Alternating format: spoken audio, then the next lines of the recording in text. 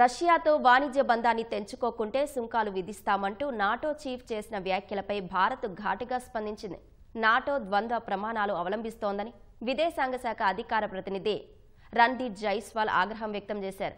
దేశ ప్రజల ఇంధన అవసరాలు తీర్చడం భారత్కు అత్యంత ప్రాధాన్య అంశమని పునరుద్ఘాటించారు. ఇందుకోసం మార్కెట్లలో అందుబాటులో ఉన్న అంశాలు ప్రస్తుత ప్రపంచ పరిస్థితుల ఆధారంగా నడుచుకుంటామని స్పష్టం చేశారు. అదే సమయంలో ద్వంద్వ ప్రమాణాల పట్ల అంతే జాగ్రత్త వహిస్తామని పేర్కొన్నారు.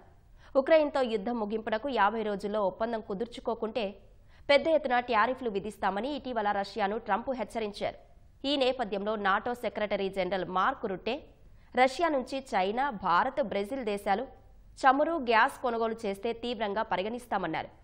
ఆయా దేశాలపై 100% సుంకాలు విధిస్తామని హెచ్చరించారు. పుతిన్ శాంతి చర్చలకు ఒప్పించేలా ఆయా దేశాలు ఒత్తిడి తీసుకురావాలని, లేకుంటే ఆ 3 దేశాలకు భారీ ఎదురుదెబ్బలు తప్పవని తెలిపారు.